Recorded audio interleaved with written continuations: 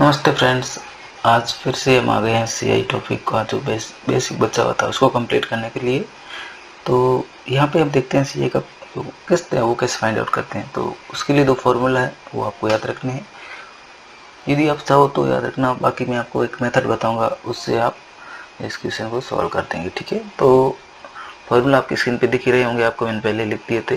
तो जब हम सीआई में किस्त फाइंड आउट करते हैं और आपकी जो किस्त की राशि है वो इक्वल हो तो उसमें आपको किस तरह से चलना है वो आपको मैं बताता हूँ। ठीक है, तो इसके अंदर क्या करना है, जब सीआई में किस्त कैसे निकालते हैं, इसके अंदर यहाँ आपको बूलन दे रखा होगा आपका पी बराबर एक्स। यहाँ एक्स ये किस्त की राशि है वो इक्वल होगी तब एक्स रखेंगे 100/100 प्लस आर, फिर प्लस एक्स यहाँ पे 100/100 प्लस आर इसका स्क्वायर प्लस, इस तरह से हम चलते रहेंगे। 2 साल के लिए स्क्वायर करेंगे, 3 साल होंगे तो यहाँ फिर एक्स लिखेंगे और 100/100 प्लस आर ऐसी पावर 3 लगा देंगे। 4 साल होंगे तो फिर पावर 4 लगा देंगे। इस तरह से चलता रहेगा और हम ये एक्स की राशि निकाल लेंगे। ये फॉर्मूला जब यूज होगा जब किस की राशि क्या बोलेगा पर ये इक्वल हो।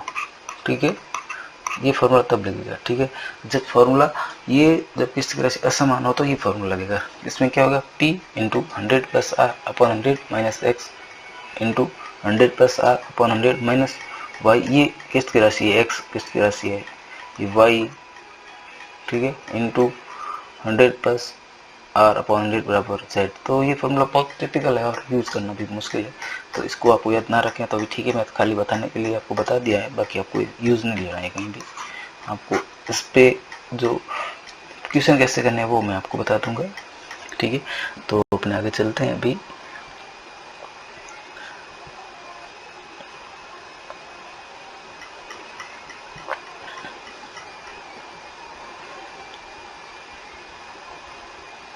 अब हम करेंगे और क्वेश्चन नहीं करें अभी, थोड़ा सा वेट करते हैं। और किस्त पे जो बेसिक क्वेश्चन है, जैसे कुछ क्वेश्चन मेरे को पता नहीं है कि किस तरह से किस्त निकालते हैं, तो वो यूज़ करते हैं। क्वेश्चन थोड़ी बाद हम क्वेश्चन को सॉल्व आउट करेंगे। ठीक है, अभी हम किस्त पे कुछ 1-2 क्वेश्चन कर लेते हैं जिससे कि आपको लगे कि हाँ हम किस्त वाले क्वेश्चन भी हम कर सकते हैं। ठीक है, तो अभी देखते हैं। मार्कर सेलेक्ट कर लेते हैं अपना, सॉरी अभी वो नहीं है, यहाँ से अपना पेन लेते हैं ये। ठीक है, आगे अपना पेन। अब जब किस्त की राशि क्या हो, लेते हैं फर्स्ट केस था अपना कि किस्त की राशि क्या हो। केस फर्स्ट था कि किस्त की राशि क्या हो, किस्त मतलब इंस्टॉलमेंट। किस्त की राशि आजकल ईएमआई बोलते हैं। किस्त की राशि क्या हो, इक्वल हो। तो कैसे यूज करते हैं। ठीक है,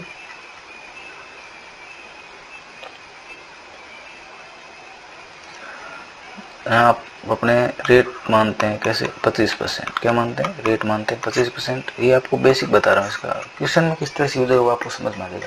तो हम 25% है तो कैसे लिखते हैं, 1/4 लिखेंगे। ठीक है, तो हम कैसे लिखते थे, 4 को पहले साल के 4 को 5, दूसरे साल का कैसे 16 को 25। ठीक है, इस तरह से लिखते थे।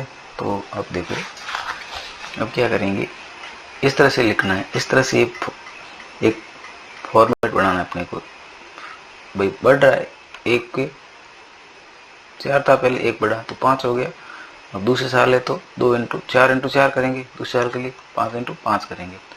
ठीक है, ये 5 तो यहाँ पे तो 16 और यहाँ पे 25 हो गए। ठीक है, दूसरे साल के लिए। अब देखो ये किस्त है, ये अपने क्या है, किस्त है। तो किस्त क्या है, समान है। तो यहाँ 25 है तो यहाँ भी 25 होना चाहिए, तो यहाँ मल्टीप्लाई 5 से कर देंगे और इधर भी 5 मल्टीप्लाई कर देंगे। ठीक है, समझ में आ गई बात। अब देखो ये कितना हो गया, यहाँ हो गया 20, ये 4 × 5 20 हो गया, और ये कितना हो गया 25। ठीक है, तो अपनी किस्त क्या हो गई, इक्वल हो गई। ठीक है, अब देखो अब इस ये टोटल है, इसको जोड़ना है। ये कितना आ गया, 20 और 16 कितना आ गया 36। तो पी कितना हो गया 36। अब क्वेश्चन में क्या दे रखा होगा कि इस तरह का क्वेश्चन होगा ना, रेट दे रखी है इसमें 25%, और आपके क्वेश्चन में जैसे आपका मूलधन है वो 3600 दे रखा होगा। कितना दे रखा, 3600 दे दिया। ठीक है, 3600 रुपये। ठीक है, और रेट ऑफ इंटरेस्ट 25% दे दी। और दो साल में इंस्टॉलमेंट में ये राशि चुकानी है आपको इक्वल किस्तों में, ठीक है। तो किस्त की राशि फाइंड आउट करनी है, ठीक है। तो इसको ये क्वेश्चन मान लिया से, अब इस क्वेश्चन को हमें इस तरह से सॉल्व करना है। 25% को हम 1/4 लिखेंगे तो 4 का 5 हो गया, ठीक है। और दूसरे साल के लिए 4 × 4 16 और 25 × 5 × 5 हो गया 25, ठीक है। अब ये याद रखना है कैसे करना है, ये सर मेथड याद रखना है बाकी, ठीक है। अब क्या पहले, अब यहाँ 5 है, यहाँ 25 है, किस्त क्या समान है, ये अपनी किस्त लेनी है, ठीक है। ये 25 है, इसको 25 बनाना था, यहाँ 5 से मल्टीप्लाई किया और इधर भी 5 से कर दिया, तो यहाँ 20 हो गया, ये 5 × 4 और यहाँ 5 × 5 25 हो गया, ठीक है। अब देखो ये 3600 वैल्यू किसकी है, जो पी दे रखा है, ये अपना पी क्या होगा, ये तो इंस्टॉलमेंट की राशि है 25, ठीक है। अपने यहाँ पी होगा ये मूलधन, 5 × 4 20 + 16 कितना 36, तो 36 किसकी वैल्यू है 3600 की। तो ईएमआई की राशि कैसे फाइंड आउट होगी, 25 से मल्टीप्लाई कर देंगे, ठीक है। तो 37 का भाग 3600 में 100 बार जाएगा, तो किस्त की राशि कितनी होगी 2500 रुपये, कितनी होगी 2500 रुपये। तो 2 साल में एक पहली किस्त 2500 रुपये और दूसरी भी 2500 रुपये। उम्मीद करता हूँ आपको कुछ समझ में आया होगा। तो इस तरह से हम अगला नेक्स्ट पेज लेते हैं।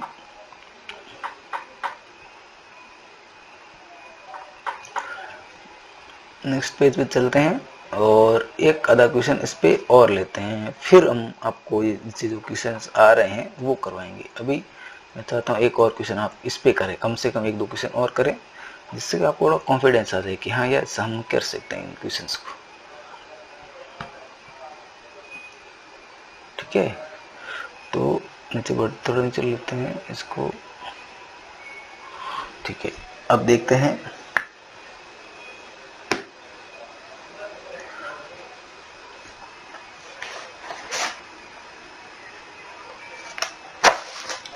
एक आधा क्वेश्चन आपको लेते हैं, या फिर यहाँ नहीं है तो कहीं और से देखेंगे क्वेश्चन मिल जाए।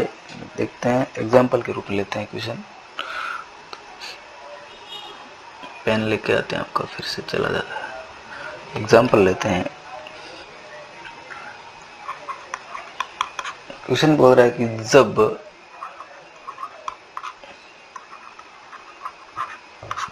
पहली किस्त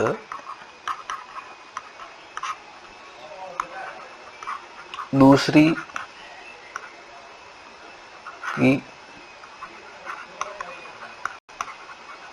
आधी तथा दूसरी किस्त तीसरी की 6/3 हो तथा रेट ऑफ इंटरेस्ट 25% हो, तो किस्त की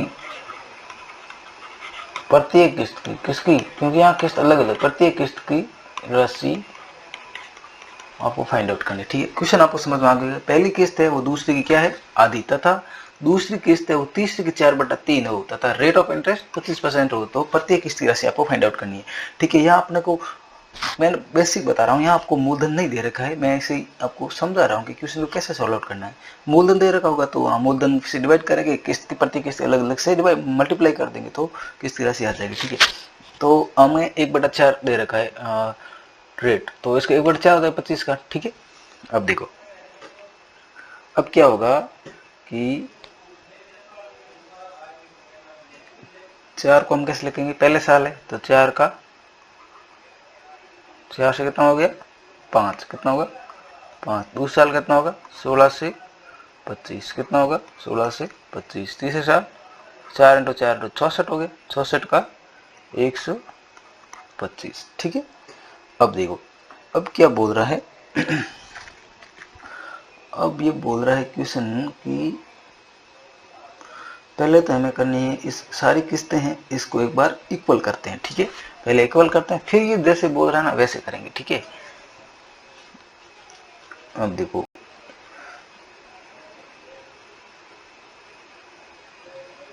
देखो ये 25 है तो इसको मल्टीप्लाई कर देंगे किससे 5 से, तो 125 हो जाएगा।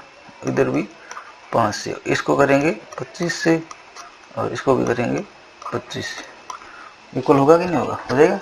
ठीक है, अब देखते हैं आगे।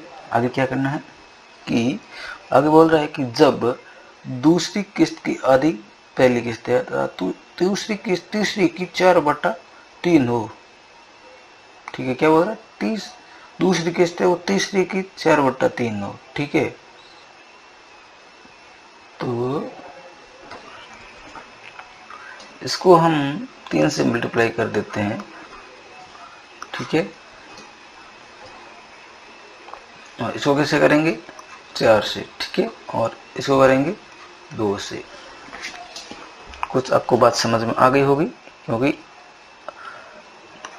125 × 3। ठीक है,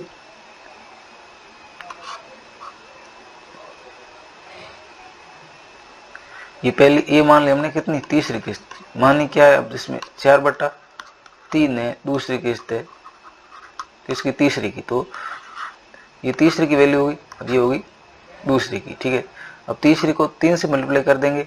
ठीक है, 3 से कर दिया, अब इसका 4/3 निकालेंगे, 4/3 तो ये आ जाएगी दूसरी किस्त। ठीक है, अब देखो, अब पहली किस्त दूसरी की आधी है, आधी है तो इसका 1/2 कर देंगे, तो ये 2 से मल्टीप्लाई कर दिया। ठीक है, तो ये तीनों किस्तें आ गई, तो समझ में आ गया होगा। जैसे अब क्वेश्चन को एक बार पढ़ोगे ना, तो क्या बोल रहा है, दूसरी किस्त तीसरी की 4/3 है। ठीक है, दूसरी किस्त तीसरी की 4/3 है, कितनी है, 4/3 है। यदि यहाँ पे 3 से मल्टीप्लाई नहीं करते ना, तो ये 125 × 4/3 लिखते, तो ये क्या थोड़ा ऐसा हो जाता, लेंथी हो जाता, क्योंकि यहाँ कैलकुलेशन गड़बड़ कर देती थी। इसलिए हमने क्या, इसको साथ 3 से मल्टीप्लाई कर दिया, तो इसका 3 से किया तो ये 3 से 3 कट जाएगा। ठीक है, फिर ये 25 × 5 × 4 हो जाएगा। ठीक है, और इसका आधा है, दूसरी किस्त की पहली किस्त क्या है, आधी है, तो इसकी आधी कर दी, तो ये 2 का भाग दिया इसमें, तो ये आ जाएगा। ठीक है, अब देखें, जो अब इसमें मूलधन में फर्क है, जितना इतना डिफरेंस है ना, इसमें मल्टीप्लाई करना है। इधर 3 से किया तो इधर भी 3 पे कर लेंगे, इधर ये 4 से हो रहा है तो इसको भी 4 से मल्टीप्लाई कर देंगे। इधर 2 से मल्टीप्लाई हो रहा है तो इधर भी हम 2 से मल्टीप्लाई कर देंगे। ठीक है, तो आपका अब क्या हो गया, ये सब क्या है, ये सारे इसको जोड़ देंगे तो ये क्या आ जाएगा, मूलधन आ जाएगा। और ये क्या है, अलग अलग किस्तें हैं। अब देखो ये कितना है, 125 × 2 कितना होगा, 250। और ये कितना हो जाएगा, 25 × 25, 250 का 125 × 4 कितना हो जाएगा, 500। ठीक है, और ये हो जाएगा 125 × 3 कितना हो जाएगा, 5, 1 6 और 7 375। ठीक है, अब देखो हर एक की राशि अलग अलग है। ठीक है, अब क्या है, अब मूलधन है, यहाँ से मूलधन निकाले। अब इसमें क्या है, एक मूलधन की राशि दे रखी होगी, कुछ भी दे रखा होगा, पी दे रखा, जैसे मान लो 50,000 पी दे रखा होगा। ठीक है, 50,000 पी दे रखा होगा ना, तो हम यहाँ 50,000 पी लिख देंगे। ठीक है, अब इस सब को जोड़ेंगे, तीन की राशि को, और स्क्रीन से लिख देंगे। ठीक है, ये जो भी आएगा वो यहाँ लिख देंगे और मल्टीप्लाई कर देंगे। कौन सी किस्त आनी, पहले निकालेंगे तो 250 मल्टीप्लाई करेंगे, दूसरी निकालेंगे तो 500 से करेंगे, तीसरी निकालेंगे तो 375 से मल्टीप्लाई कर देंगे। इस तरह से हम अलग अलग किस्तें वो भी निकाल सकते हैं। तो आपको मैंने अलग अलग किस्त निकालना वो बता दिया, और एक साथ वाले में किस्त निकालने वो भी बता दिया। ठीक है, उम्मीद करता हूँ आपको समझ में आ गया होगा। और नहीं आया तो मैं 2-3 क्वेश्चन लूंगा बाद में टाइप करके अच्छे से, जैसे आपको पूरा क्लियर हो जाएगा मामला कि किस तरह से किस्तें फाइंड आउट करनी है। अभी आगे बढ़ते हैं अपने,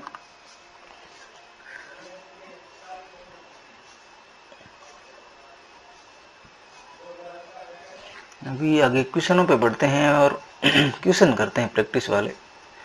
वो पढ़े हैं काफ़ी देर से, बेचारे वेट कर रहे हैं अपना कि हाँ हमारा भी काम आएगा, हमारा भी काम आएगा। अब आ गया स्क्रीन पे आपका फर्स्ट क्वेश्चन। तो यहाँ से अपनी पेन को फिर से चेंज करते हैं।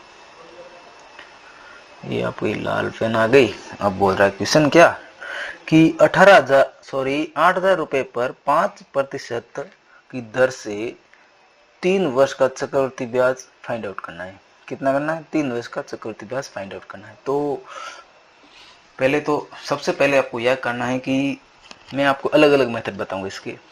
यहाँ पे आप 8,000 का 5% निकाल लो, क्योंकि 1 साल का तो 5% निकाल दिया, कितना हो जाएगा, दूसरे से दूसरे गए और 0 और 400, कितना 400, कितना हो गया 400। ठीक है, अपने को CI फाइंड आउट करना है।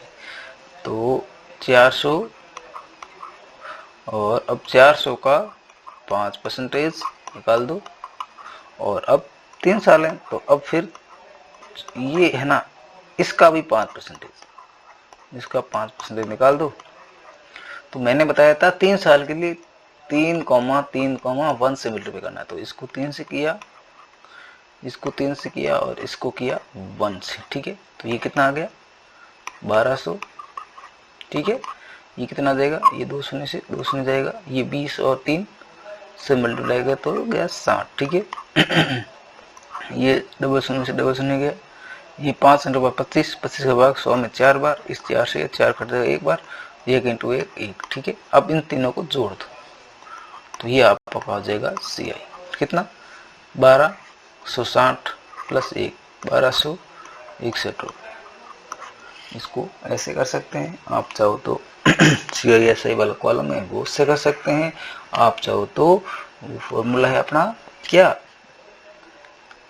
A = P1 + R / 100 और मल्टीप्लाई करना है T से। यहाँ पे A की वैल्यू फाइंड आउट करेंगे, P की वैल्यू आपको 8000 दे रखी है, यहाँ की वैल्यू 5 है, T की वैल्यू 3 साल, यहाँ A आ जाएगा, A में से P को घटा देंगे तो आपका CI आ जाएगा, ठीक है। तो यहाँ पे आपको कैलकुलेशन करनी पड़ेगी ज़्यादा, यहाँ पे आपको कैलकुलेशन नहीं करनी पड़ेगी, सीधा सा क्वेश्चन हो जाएगा।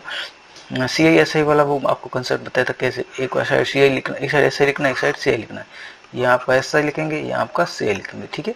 तो फर्स्ट ईयर का कितना 400, दूसरे साल का भी 400, CI तो इक्वल रहेगा हर साल का, यहाँ भी 400 यहाँ 400, यहाँ भी 400 लिखना और यहाँ भी 400 लिखना, ठीक है। अब देखो दूसरे साल पहले साल का CI SI इक्वल होता है, दूसरे साल चलते हैं तो ब्याज पे ब्याज लगता है, यहाँ 400 पे ब्याज लगेगा 5%, 400 का 5% डिवाइड बाई 100 कितना आ जाएगा 20, कितना आ गया 20, ठीक है। अब चलता है 30 साल में, 30 साल में क्या होगा, इस पे और इस पे तीनों पे ब्याज लगेगा 5%, तो 400 पे निकाला तो कितना आएगा 20 आएगा, ठीक है। और फिर ये 400 इस पे भी 5% निकालेंगे तो इसका भी 20 आएगा, अब 20 का भी 5%, 20 का 5% डिवाइड बाई 100 तो कितनी बार आएगा 1 बार, ठीक है। तो अब इन सबको जोड़ दो, कितना हो गया, ये देखो 400 400 400 1200, 3 बार 400 है, ठीक है। यहाँ पे 20, यहाँ पे 20 और यहाँ पे 20 कितना है 60, यहाँ पे 1 तो 1 कितना 1261 रुपये। तो आंसर क्या आ गया 1261 रुपये। तो मैंने इसके 3 मेथड बताए, मैं मानता हूँ कि सबसे बेस्ट मेथड ये है, और इसी को फॉलो करें। इसमें देखो आप CI भी फाइंड आउट कर रहे हैं और SI भी फाइंड आउट कर रहे हैं, 2 वैल्यू फाइंड आउट कर रहे हैं, पर ये अलग अलग है वो भी फाइंड आउट कर रहे हैं। यहाँ आपको ये नहीं समझ आएगा पहले साल का कितना है दूसरे का कितना है, यहाँ अलग अलग शब्द में तो समझ में आ रहा है कि पहले कितना है दूसरा कितना है। अब क्वेश्चन में कुछ अलग पूछेगा तो दूसरे साल का पूछ लिया, दूसरे साल में CI SI में क्या डिफरेंस है वो पूछ लिया, तो वो आपको यहाँ पे आपके इतना दिमाग कैसे एक्सपेंड करेगा कि यहाँ अलग अलग क्वेश्चन कर सकते हैं, इस पे इसकी बेसिस पे ज़्यादा क्वेश्चन फाइंड आउट कर सकते हैं, ज़्यादा सॉल्यूशन निकाल सकते हैं। अब जैसे बेसिक फॉर्मूला यूज़ करेंगे तो इसमें क्या निकालोगे, कुछ नहीं निकाल सकते। नेक्स्ट क्वेश्चन पे चलते हैं अपने।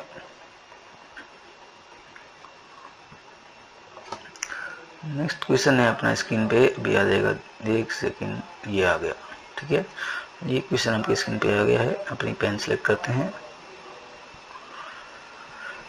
क्वेश्चन बोल रहा है कि 10% वार्षिक चक्रवृद्धि ब्याज पर 2000 रुपये कितने वर्ष में 2420 रुपये हो जाएंगे, ठीक है। तो इसमें आप बेसिक यूज कर सकते हैं और आप इसके अंदर फॉर्मूला भी लगा के या फिर ऑप्शन से भी हिट कर सकते हैं क्वेश्चन को। बेसिक से आपको बता देता हूँ, ऑप्शन से कैसे करना वो भी आपको बता दूंगा, ठीक है। अब 2000 रुपये P दे रखा है, ये आपका क्या है मिश्रधन दे रखा है, 2420 रुपये आपका मिश्रधन है, 2000 आपका मूलधन है, R 10% है और T अपने को फाइंड आउट करना है, ठीक है। तो अब दिख रहा है कि 4 से डिवाइड कर देते हैं इसको, 4 से डिवाइड करेंगे तो 24 और 20 में 5 बार, ठीक है। और यहाँ पे 400 बार, ऐसा कैसे हो सकता है, 24 और टूटेगा 605, ठीक है। 605 ऊपर आएगा और 400 नीचे आएगा और ऊपर बचेगा 11/10, 11/10 की पावर T, ठीक है। अब किसका भाग दें, 5 का भाग देंगे कितनी बार जाएगा, यहाँ पे जाएगा 8 बार, इधर जाएगा 12 और यहाँ पे 121। ठीक है,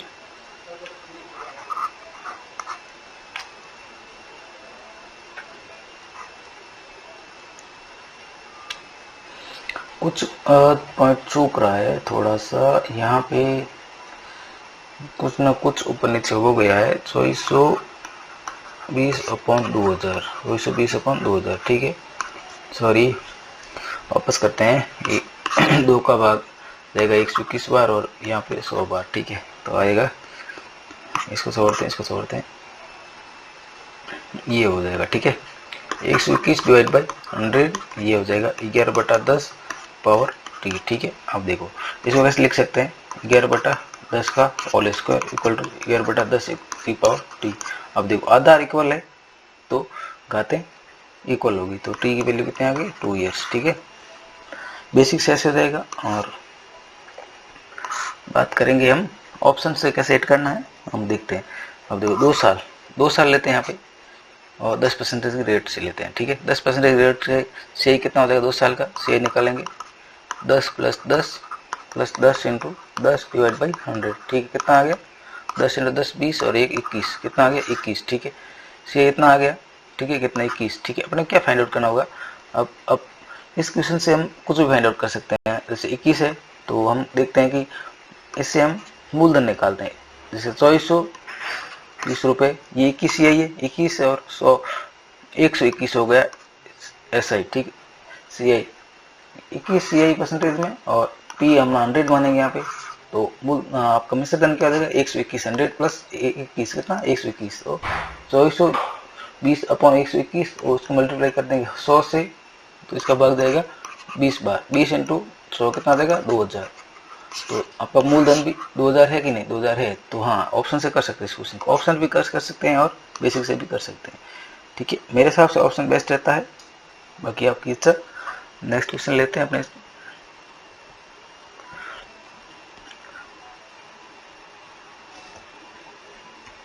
नेक्स्ट क्वेश्चन नंबर है 3।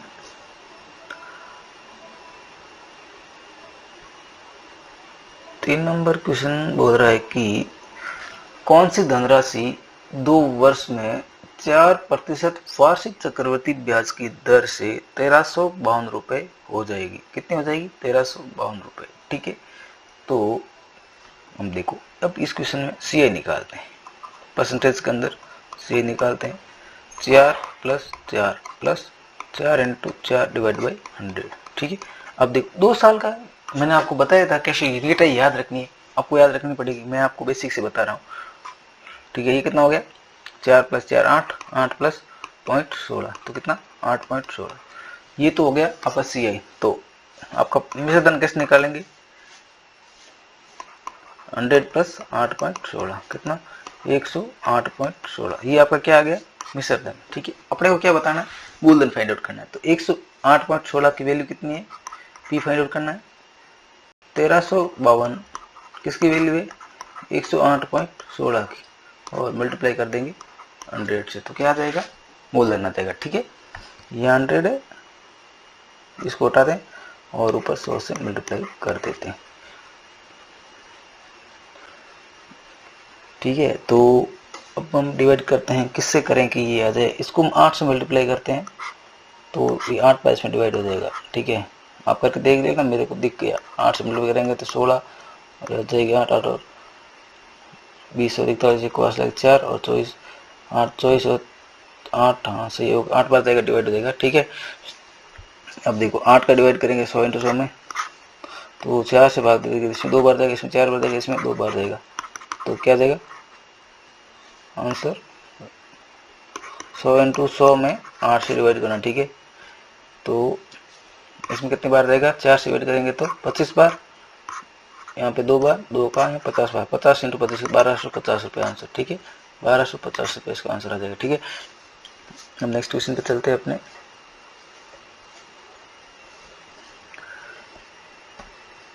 नेक्स्ट क्वेश्चन नंबर 4 आपका स्क्रीन पे आ रहा है। 5 नंबर को चले जाते हैं, 4 नंबर बुलाते हैं स्क्रीन पे। 4 नंबर क्वेश्चन आपकी स्क्रीन पे है। 4 नंबर क्वेश्चन बोल रहा है कि कितनी धनराशि 4% चक्रवृद्धि ब्याज की दर से 3 वर्ष में 17,576 रुपये हो जाएगी। तो वही क्वेश्चन है सेम, इसमें कुछ भी नया नहीं है। अभी मैंने करवाया वो 2 साल के लिए था, अभी ये 3 साल के लिए हो गया आपका क्वेश्चन। अब देखो 2 साल का CI हमने 4 प्लस 4 इंटू 4 डिवाइड बाई 100, ये 2 साल का CI हमने निकाल दिया। 4 प्लस रेट से कितना था 8.16, ठीक है। ये तो हमने फाइंड आउट कर लिया था। अब 3 साल का निकालना तो एक बार 4% और लेते हैं, ये अब ये A होगा और ये B होगा, ठीक है। अब देखो अब फिर निकालते हैं 4.16 प्लस 4.16 इंटू 4 डिवाइड करेंगे 100 से, ठीक है। तो ये कितना हो गया, यहाँ पे जोड़ेंगे तो ये हो गया 12.16, ठीक है। अब देखो अब इसको मल्टीप्लाई कर देते हैं, 16 को 4 से करेंगे मल्टीप्लाई, ठीक है। तो कितना 64 और यहाँ पे 8.32, ठीक है। और ये पॉइंट यहाँ है, अब यहाँ जो 100 भाग देंगे तो ठीक है, ये पॉइंट यहाँ लगेगा 32, ये हो गया 32 64, ठीक है। ये 64, ये 8, ये 4 और ये 12 और 1 12 48 64, ठीक है। 4% रेट से 3 साल का CI। ये मैंने आपको टेबल में याद करने के लिए बोला था ना, तो मैं आपको यहाँ पे तो निकाल के बता रहा हूँ, लेकिन एग्जाम में इतना टाइम नहीं रहेगा, तो आपको याद रखना पड़ेगा कि ये टेबल आपने बताई है तो याद रखनी है, ठीक है। अब ये क्या है, ये आपका CI है, तो आपका A कैसे आएगा 100 में, इसको जोड़ देंगे तो कितना आ जाएगा 112.4864, ठीक है। अब ये वैल्यू किसकी है, ये वैल्यू इसकी, और इसको 100 से मल्टीप्लाई करेंगे तो आपका आ जाएगा क्या,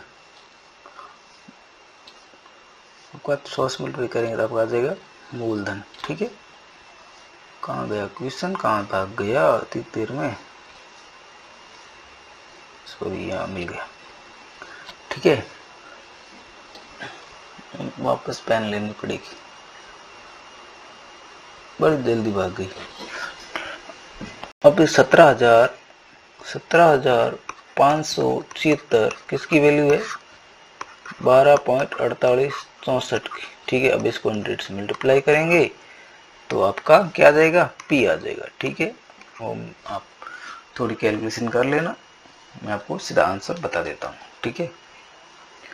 मेरे से इतनी होगी नहीं, इतना टाइम भी नहीं है। 17,576 को डिवाइड करना है 12.4864 से, 4864 तो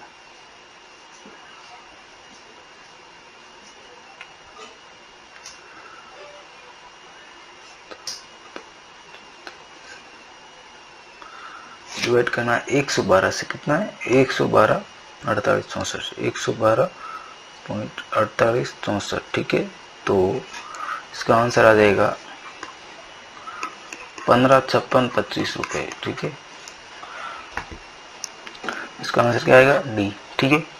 तो मैंने ये क्वेश्चन रटे हुए नहीं है भाई साहब, मैं तो करवाता हूँ सीधे ही, मेरे को पता है कैसे करने हैं, आपको मेथड बता सकता हूँ। आपको कैलकुलेशन आपको सुधारनी पड़ेगी, खुद की एक्यूरेसी भी सुधारनी पड़ेगी। हाँ, ये आपको CI की जो टेबल बताई थी 3 साल की, ठीक है, वो कितनी है, उसमें रेटें कितनी थी, तो वो आपको याद रखनी है। अब ये 12.4864 आपको यदि याद होती तो आप सीधा इसमें 112.4864 से डिवाइड करते और 100 से मल्टीप्लाई करते तो आपको सीधा P आ जाता। ये सीधा स्टेप ये लिखते, ये कैलकुलेशन नहीं लिखते, फिर ये इतनी सारी नहीं करनी पड़ती आपको, सीधा ये आता आपका क्या, ये स्टेप आता सीधा, और 100 से मल्टीप्लाई करके क्या सीधा आंसर आता।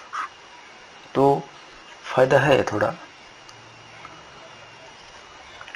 5 नंबर क्वेश्चन को लेते